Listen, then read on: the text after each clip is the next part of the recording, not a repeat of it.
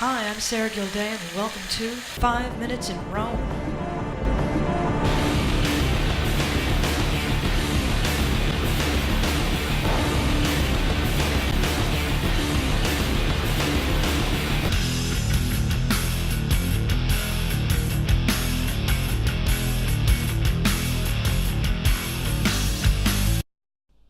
Caravaggio was born outside of Milan in 1571 to a family who worked for some very influential people, including the Sforza and Colonna family. Caravaggio's father died from the plague when he was only 5 years old, and he will not grow up to be the mellow, agreeable, soft-spoken orphan artist that Raphael was. Caravaggio will become commonly known as one of the bravi, street punks who hung in gangs, frequenting bars, prostitutes, and fights. By the age of 22, Caravaggio had already completed his painting studies under a student of Titian, and he came to Rome, where he became the typical starving artist, painting heads, as they called it, or fruit and flowers, and trying to make connections. Rome at this time was in the middle of a great renewal. Around 30 new churches were being built or restored. Caravaggio will get his lucky break in 1599 with the famous Contarelli Chapel in the Church of St. Louis of France. And his first painting will be rejected. But let's look at why. This subject is really touching on the Catholic doctrine of inspiration. What is inspiration? How much is inspiration? This is a heated topic for non-Catholics, so the last thing the Church needs is a painting of a dumbfounded Matthew having his hand pushed around by an angel.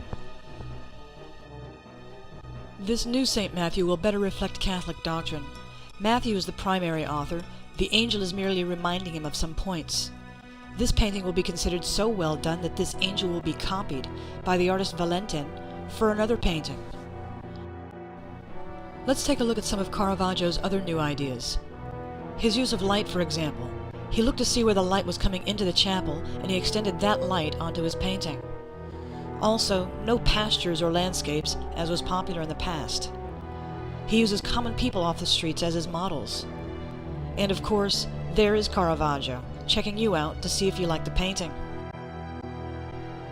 From this commission, Caravaggio will receive others: the Church of St. Augustine, Santa Maria del Popolo, and Chiesa Nuova. Unfortunately for him, at times he used one of his prostitute girlfriends as models for saintly figures. And with each successive commission, Caravaggio became more arrogant and more of a troublemaker. At the age of 34, he had been arrested, imprisoned, or fined in Rome more than 11 times for brawling, sword fighting, assault, or other charges of violence. Caravaggio was his own worst enemy, and finally on May 28, 1606, he killed a man in a sword fight. Caravaggio ran to Naples, which was Spanish territory at the time, and gets into trouble.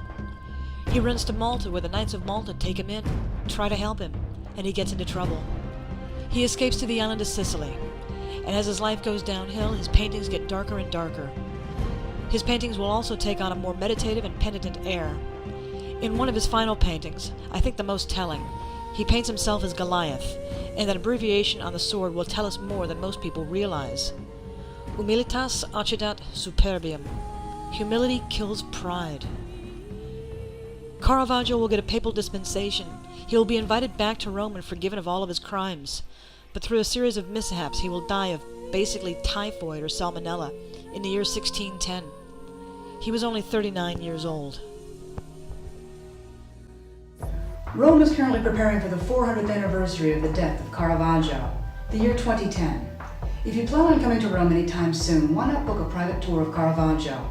I'll take you down to various streets where Caravaggio walked, show you where he actually lived, show you where he got into that famous sword fight that ended in a murder, and I'll take you to some of the more prominent churches where his paintings still hang. We will talk about painting before Caravaggio, what led up to him, and I'll show you where he actually copied Michelangelo in 2 different paintings. We will talk also about Caravaggio's growth and development as an artist. This is very difficult to do in just a short video. And finally, our gift to you, this souvenir booklet. This helps supplement our talks, and it's our free gift to you.